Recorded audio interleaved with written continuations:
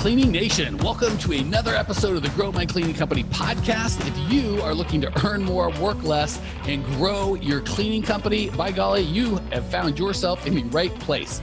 If you love the podcast but want more of just 20-minute installments of awesomeness, go to growmycleaningcompany.com. That is where all of our podcasts, the webinar I just made for you, our live events, the YouTube channel, our Facebook group, everything amazing that we've spent the last 4 years building to help you grow your cleaning company is all at growmycleaningcompany.com. We are just now opening up our live event. Actually, the guest that we're going to have on today, I got to meet in person at our last live event. If you want more details on how to be one of the magic 16 people that we're going to invite to live with us in a mansion for 3 days, go to growmycleaningcompany.com/live. Everything else is at growmycleaningcompany.com. Today, we are chatting with friend, colleague, former live attendee, one-on-one client, and all-around good guy, John Torres from Club Clean. This guy's been serving the Chicagoland area for about 6 months now. If you want to reach out to John and his team, you can hold him at www.clubcleanchicagoland.com. John, welcome to the show, mi amigo. Thanks for having me, Mike. Glad to be here. Glad to have you. And if I remember right, you called me out in front of everybody at the live event by reminding me, and I had forgotten that you, I think, tried to get in the live event. I told you to piss off or something happened where I wasn't interested. Tell me that story, because I remember feeling like you mentioned in front of everybody. I'm like, all right, well, now I look stupid. Let's go into this. What happened? I just wanted to see you squirm a little bit when I put you out in Front Street like that. But no, it's a true story. When I was putting a bid in for a big account, and I needed some help figuring out how to properly price it so I didn't underbid or overbid or whatever. And searching for answers on Google, I ended up seeing, I think, a video or a podcast of yours about bidding on commercial properties. And so going through that, you offered us to, get a quick call with you and little consult there. So I took I took that, and over that call is basically when you said, I can't help you. Good luck. And to be fair to me, which of course I always want to do, I think you were really uptight in doing this big bid that I think I didn't just say I can't help you. I said, I wouldn't at this stage in your business take on that bid. If that's the path you want to go down, I'm not the guy to help you. Am I twisting it, or is that fair? That is fair. That's fair. Right. It was more along those lines. You were saying you were seeing a bunch of red flags the more that we're talking about it. And my nature, I was a baseball player. I hit home runs in college quite a bit. I swing for the fences. And I think on this one, you were saying I was swinging a little too hard. Which is so funny, because that's one of my favorite things about you is John does not fool around with little ideas, and I love big ideas. So the thing that 9 times out of 8 makes me fired up about a client is one thing I'm like, you're out of your mind. Anyway, so we don't have to get into the whole details of that. I just remember thinking it wasn't a good fit. And then I don't know how you talked your way into the live event. If I didn't think you were a good fit, anyway, you end up at the live event. You end up being one of my absolute favorite folks. Not that I didn't love everyone at that event, because you guys are all amazing, but usually I'll take 0 to 1, maybe 2 at the most, one-on-one folks. And we end up working one-on-one. And now I'm just loving and honored to serve you. So funny how rarely I get that. Most of the time I like people right off the bat and it goes great. Rarely do I have I don't want to say a bad start. We're just like, not interested in helping that guy. And then I end up being in a one-on-one thing. So cool to have you. And now if I could brag on John for 2 seconds, this guy is freaking does what I ask him to do. I'm thinking this big, he's always a step ahead. So you're crushing it. So it's funny that if you would have told me right after that call, oh, you're going to love that guy. He's going to be amazing. Not only is he going to be one-on-one, he's going to be crazy successful. He's going to crush it. I'd have been like, that guy? No, you're mistaken. Thank you. Appreciate that. So one of the few times I could say, thanks for proving me wrong and making me look stupid. I had it coming.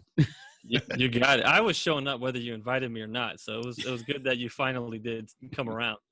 Yeah, better to take your money and let you in than have you at the window peeking in like, we're calling the police and turn the sprinklers on you. So I'm glad it worked out well. Yeah, me too. So what's happening in your world today, man? How can I help you make your business just a little bit better in front of God and Cleaning Nation and everybody else? Yeah, sure. So it's come to my realization, thanks to some of your guidance and help, that starting a podcast is something that would benefit my region here, and then my business, of course, in Chicagoland. So I want to know the best approach if I want to be a voice and an authority along those lines within the Midwest here. How do I go about doing that in the most streamlined yet effective way? And then kind of like a sub point to that, your best approach, or what you have found to be most effective in locking in those interviews, especially early on when you have a short list of podcasts or interviews that you've already done? All right. First of all, great question. Love it. And again, that just shows you kind of the big boy goals that John has.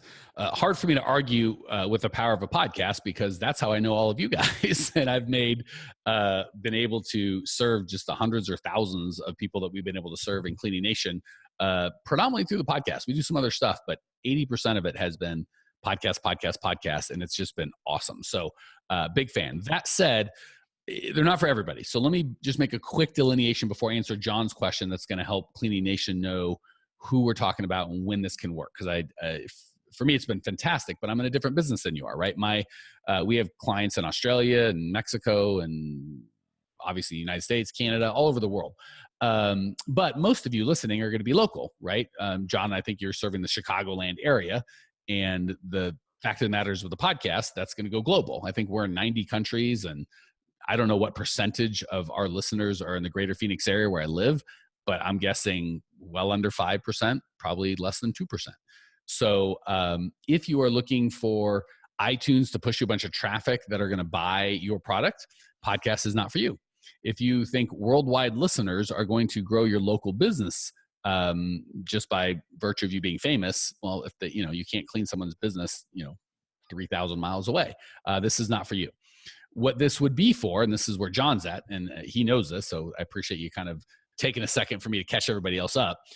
This is for people that have a niche. If you do not have a niche, I don't know how to monetize a podcast, right? I had a podcast called, it's still out there if you guys want to check it out, called Conversations with a Genius, where I'd interview geniuses and have conversations with them. And it was great, a lot of fun, super popular, made very little money. But it was fun. So if you want to just have fun, God bless you, go do that. When I had a niche, owners of cleaning companies, and I could go to grow my cleaning company, which is a lot more specific, I was actually able to build a business. So if you have a niche, this is for you.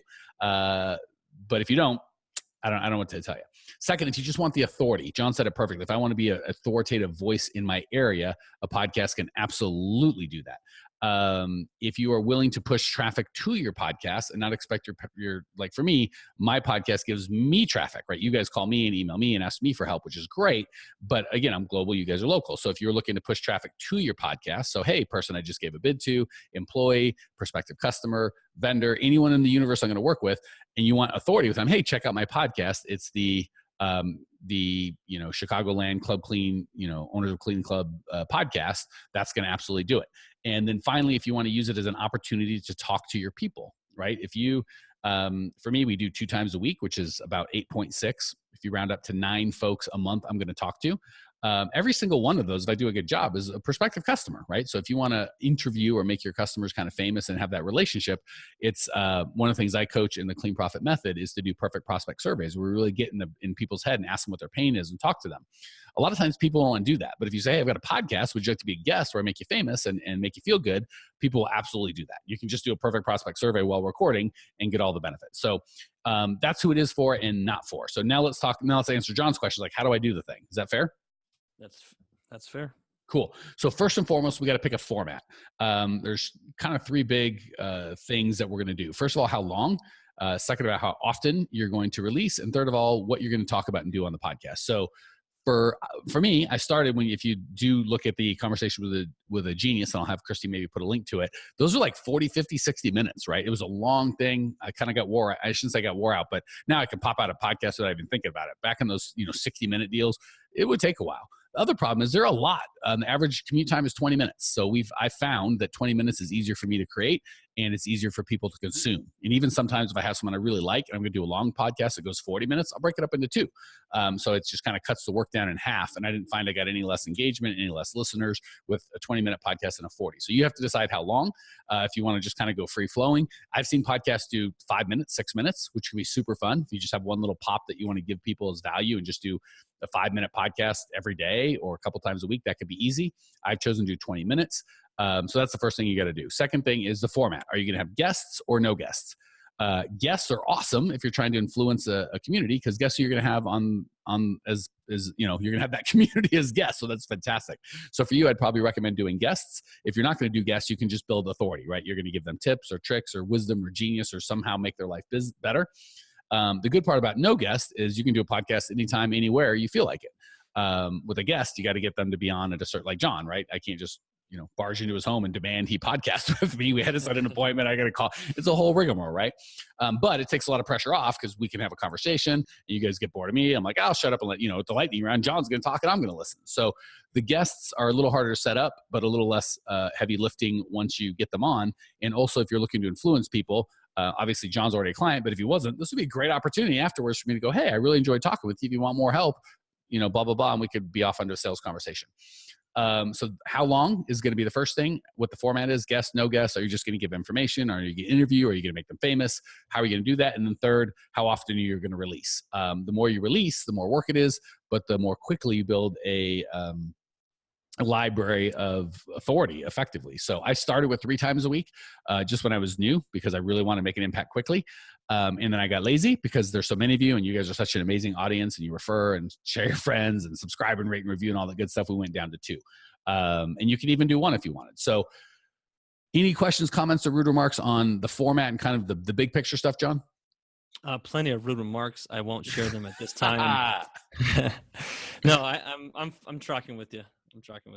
Cool.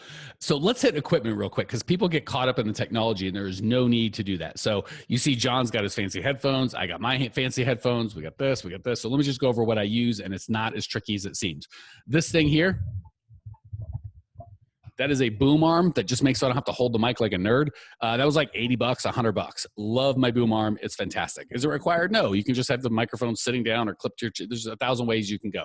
I like the boom arm. Probably the most expensive thing I have. It's $100. This microphone right here is an ATR 2100, $60 on Amazon. I freaking love it. There are lots of, you can spend $200 or $300 on a mic. You can spend nothing on a mic.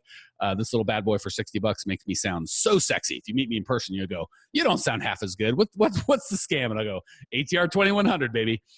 This little guy is a pop filter, so when I go or make a popping sound, it doesn't annoy the crap out of you as much. I don't know. I'm not all that technologically advanced, so I don't know if it works or not, but it was $8. These headphones, I think, were $30, $40. It just puts my own voice back into my head. So I know if I go over here, I'm like, oh, crap, I don't sound as good. So it just helps me hear what you guys hear so I can do a better job. That is literally it. $100, $8, $60, pretty much it. On top of that, typically I call my clients on Skype, which is a free program. If they're in the United States, I can call them for free. If they're across the world, it's, you know, a couple pennies a minute. And a program called Call Recorder that I recorded on.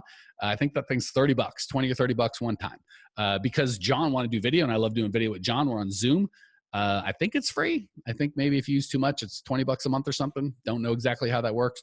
That is everything you need for, that's how you are hearing this podcast right now with the equipment I just listed. Questions, comments, or I'm not even going to say rude remarks because you'll take advantage. Questions or comments on that piece before we hit the last segment. Just at the ATR is about $90 now. What? Podcast for like a decade or something. Yours was probably 60. It's gone up a little bit. No, but pretty much that covers it. That's everything I figured out myself too. Cool. And John, by the way, since he's one-on-one, I'm coaching him through this. But he, because I love him, he's one-on-one. He's doing a podcast. I'm like, hey, why don't you come on the podcast? You can kind of see what it feels like on both sides. So this is one of the few times, it wasn't a scripted thing, but when he called to do the podcast, it was weird to go, hey, one-on-one client who has access to me whenever you want. What question do you have that you can't just ask? And he wanted to talk about podcasting. So he has more knowledge than most would have in that he's actually starting a podcast. What's the name of your podcast so people can go check it out? Sure. It's Health Club Owner Podcast. Health Club Owner Podcast. I do own healthclubownerpodcast.com. I do. Attaboy. I think. If you don't, go on it now. Certainly before I release this and someone buys it. Come on, Cleaning Nation. Be cool. Don't screw John. John, go buy it. So some rogue Cleaning Nation guy doesn't buy it out from under you. And again, at this point, I think he has not released. I don't think he's got pretty much all the background. Anyway, so depending on when we release this, it may or may not be available, but within the first couple of weeks, it will be. All right. The last thing we're going to need is if you want to get guests. So I think we talked about all the kind of big stuff. Last thing is how to get guests. John is absolutely right. It's more emotionally hard at the beginning because we feel weird about it than it really is. But there's that fear of like right now when I get guests, a lot of you guys know me, love me, trust me. It's awesome. I can say, well, if you're not familiar with the podcast, go listen to any one of our 380 episodes to get an idea of what we are. And there's not a lot of credibility issues, hopefully, when we get guests. That said, although it is a little harder, right? Because John's coming on getting coaching, which is not as exciting as if I had John on to share how smart and genius he was. So I do have a little bit of a harder trick getting people on because it's like, hey, you want to get coached versus do you want to tell the world how smart you are? More people want to tell the world how smart they are than get coached. So it's a little harder for me on that regard, but obviously I've got a bunch of podcasts and fans, which makes it easier. That said, when you're just starting, you'll have neither episodes or fans, and it'll make it harder. The way that I found works best, and it took me a year or two to sort this out, is to have a landing page. We use ClickFunnels. You can figure it out yourself. You can pay someone in Fiverr or Upwork to probably do this for $50 or $100. If you go to growmycleaningcompany.com/apply, two things. One, if you'd like to be on the show, that's where you apply, growmycleaningcompany.com/apply. If you don't want to be on the show, but want to have your own podcast and want to know how I walk people through, growmycleaningcompany.com/apply. So, John is going to have his website.com/apply, or I want in, or let me talk, or whatever fun thing you want to have. And it goes over, because I'll just tell you what happens. One of two, you're going to get one of two objections. One is, I have no idea what a podcast is or who you are. This is all very confusing. And because I'm confused and I don't want to sound stupid, I'm just going to say no. So having a page with all the explanations of the benefit, you're going to have fun. For me, it's free coaching. We're going to put a link to your page, which helps you with SEO. Like there's 4, 5, or 6 benefits of them being on the show. You want that on your landing page. 2, what's expected of me, right? Is this, the second pushback, by the way, first is going to be, I don't understand it, so I'm confused, and I'm going to say no. The second is, I'm on to you. You're trying to sell. This costs money. You're going to get me on this podcast and then charge me $500, but they think they're on to you for your tricky whatever, but you're not tricking them. You just want them to be on the show. So that landing page can solve both of those in saying, we don't pay people to be on the podcast, nor do we expect any money for them to be on the podcast. It's just a good opportunity to have some fun, get some coaching, whatever. So that website will help a lot for the vast majority, right? I would say very few of the people we invite on the podcast say yes or no. They go, can I get more information? And instead of sending an email or some custom thing, you go, yeah, it's all growmycleaningcompany.com/apply. And also if you go there, you'll notice I've got 2 or 3 people on the podcast, I think, there's examples of what we have. So you'll have that. So anyway, that's how we get the guests. You have the landing page first. I think that landing page goes to, and don't test this unless you want to be on the podcast because you'll screw up our system. But the landing page goes to a calendar where it can book. The calendar asks 3 or 4 questions that are all automated, and then it puts it on the calendar, and I show up. So it's super automated. It just pops up on my calendar. I'm like, hey, John, we're doing a podcast today. So that's the logistics of that. Any questions? You feel like you've got enough so far, John, before we hit the last piece is release. So that's the end. Anything else you need, big picture, little picture, to feel comfortable with your podcast, buddy? No, I actually will say though, when I went to your apply page and I saw you were letting people know that it doesn't cost anything to be on it, my initial reaction was, that's kind of weird. Why does he have that? I wouldn't even think that you would want to charge me to be on something like this. And then one of the John's basically going, are you kidding me? You're lucky I didn't charge you. I wouldn't pay you a wooden nickel to be on the show. Thanks a lot, John. We can talk afterwards about my fee. Hey, you read the thing. You know what time it is. No, but the second or third, no, I think it was the third person that I talked to about getting scheduled to be on my podcast. They asked that question: does it cost anything to be on your podcast? So then I was like, that's why he has it there. Yeah, some of these nuggets of wisdom are time released. You'll go, why would I do that? And then a week, 3 weeks, 2 months later, like, oh, Mike's not a complete idiot, only half an idiot. That actually makes sense. All right. Hopefully that's a good prime. And again, to really do this, it's a little more in depth, but I wanted to give everyone an overview of at least what to expect if you want to start this thing, just to know kind of what it takes. Let me just give you another 1 minute and then we'll hit the lightning round. So for me personally, just so you guys know, what you hear me doing is about how long it takes. I'll spend 5 or 10 minutes with my guests prior to hitting record, 5 minutes after hitting record. Other than that, that's it. So if it's a 20-minute podcast, I spend about a half hour and I'm done. So if I do 2 a month or 2 a week, that's an hour a week. That's it. That's all I do. I do have support staff. So Christy, our VA, I think, is in charge of booking the podcast. Obviously, we get the automated funnel that takes a lot of work off. After the podcast, somebody edits it. If you want to know who edits it, ask Natalie. She'll probably, or Christy, one of them will know. It ain't me. somebody takes the content and also releases it onto YouTube, which I would highly recommend, and then also takes this conversation and turns it into a blog and puts that on our podcast. I don't know who any of these people are. Natalie and Christy probably do. I would say with the editing and again, I'm lazy, so I don't want to do any stuff. You can certainly do it all yourself. I would say less than $100 per podcast, probably more than 50, but I'm just guessing. So just to be super clear, for me, the way I've got it set up, it's about an hour of my time a week to do the entire freaking podcast, which is not a lot, but it probably costs me $50 to $100 per podcast. And again, you don't have to transcribe it. You don't have to do audio editing. I would recommend it. You certainly don't have to put it on YouTube. I want to do all of those things, but just so you guys don't think, oh, Mike, either, wow, this is super easy and costs nothing, or yeah, but Mike probably spends $5 or $10 grand a month. I just wanted you guys to know the inside baseball of what that looks like. All right. Any questions on any of that before we hit the lightning round, John? No, I think we're good. Beautiful. Let's do the lightning round. Today's lightning round is brought to you by, first of all, everyone that went to the ISSA, it was so cool to see. We rented this big fancy suite. We had a big party, got to hang out with Clean Nation. It was a freaking blast. I'll try and have Christy post some of the pictures with this and maybe in the Facebook group. We had so much fun. Loved all you guys that we got to hang out with. Everyone that came and saw me speak. That was a blast. Love it, love it, love it. My favorite part, again, as much as I love John, this kind of like he's in Chicago, I'm in Phoenix, don't get to really see each other, bums me out. So my favorite thing that we do is the live events. We certainly charge money, make money for it, but it's far less profitable than most of the stuff we do. I just freaking have a blast. John, actually, if you want to reach out to John off air, he can tell, he was at the Temecula event. He can give you his experience with that. But we have so much fun. We try and give you the entire clean profit method in 3 days. It's not enough. There's no way you can get it all implemented in that time. You'll never get it done. But we expose you to all of it. We try to implement 20 as much as we possibly can in the time that you have and unpack it for the months after. And it's a blast. If you're interested in that, go to growmycleaningcompany.com/live. And again, if you want to apply to be on the podcast, growmycleaningcompany.com/apply. Enough of that nonsense. Let's hit the lightning round. 3 quick questions for John. 3 amazing answers that are going to blow all of our socks off. Question number 1, what's the best piece of advice you've ever received, Mr. Torres? Sure. Best piece of advice actually came from the book recommendation I gave you recently. KG. I like that you're kind of leaving us something to look forward to. Go ahead.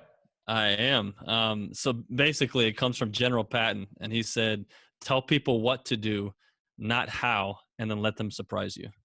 I like that. I like that a lot. All right. Biggest mistake you've made in the cleaning business. I know you're new, but you have been all in head first. So I know even in just a couple of months, you've made a ton of mistakes. Give us the big one that we can all try and avoid. I mean, that is kind of tough because I'm relatively new, but well, I would say the biggest mistake was probably has to do with not I pre-screen applicants before I bring them on, but I haven't been always pre-screening prospects before I go see them and spend all my time to go see them. And I think it's out of a fear of pushing them away or pushing the sale away. But when in fact, if it really is someone who has pain, then it'll be kind of hard to push them away because they want you to be there. But realizing that I'm not going to push away a sale if it's really going to be a sale that I'm going to be able to keep for a while. So asking them those tough questions up front before I hop in the car and drive an hour to go see them, or a half hour or whatever it is. That's cagey. That's an intermediate to advanced move that so many people go years without getting. So I just want to repeat it because John, not that he didn't say it well, but it's that important. What I hear him saying is there's that kind of presupposition as business owners we all get. If somebody has money and they want us to do a bid, we just jump. We don't, how high, when you want us out there?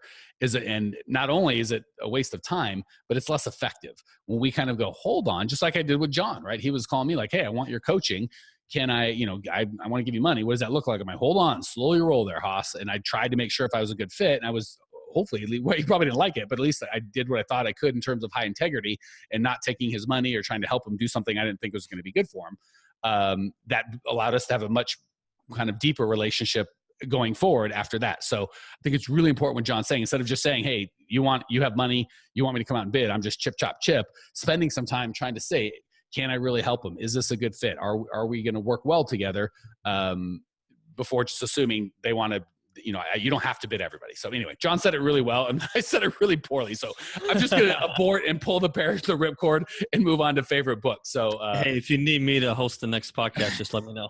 You just started. You're already getting lippy. I like that right off the bat. Like, hey, you know what? You suck. I'm here. John's already gunning for my job. Love it. So if in the near future, all of a sudden John's here instead of me, you can go back to this podcast and you were there for the turning point. Hey, Natalie, Are there any job openings? Sadly, probably. Natalie's like, oh yeah, I would love to hear it on Mike. All he does is talk. John's nice. All right, last question. What's your favorite book, best book that you think Cleaning Nation can get some value from? Well, similar to you, I'm a man of faith, so I kind of start with the Bible, quite frankly. But I've got a lot out of business books, personal development books lately, maybe last handful of years. And my favorite one that comes to mind always is Mindset by Carol Dweck. And she just talks about the difference between a growth mindset versus a fixed mindset. And I'm learning, as I'm sure you and a lot of Cleaning Nation has learned, that when you're an entrepreneur starting a business in the middle of a business, your whole job is to continue growing, is to continue learning, is to continue facing challenges head on, and not shying back. And so she talks about the dynamics of that from a mindset perspective. Love it. Great share. And it is obvious, hopefully you as Cleaning Nation, just in this little time that we spent, are seeing it. But having spent enough time with you personally, John, I can absolutely tell that you've been doing work on your mindset, not just in the last couple of months, but probably for years now. So it's crazy how stuff like that shows. As a coach who deals with hundreds of people that are successful, aren't successful, we teach the same system to everybody, and different people have different levels of success. That mindset is apparent. And that's why I'm always looking for guys with John's mindset, looking to take it to the next level to work with, because I just see them getting results. So John, thank you so much for joining.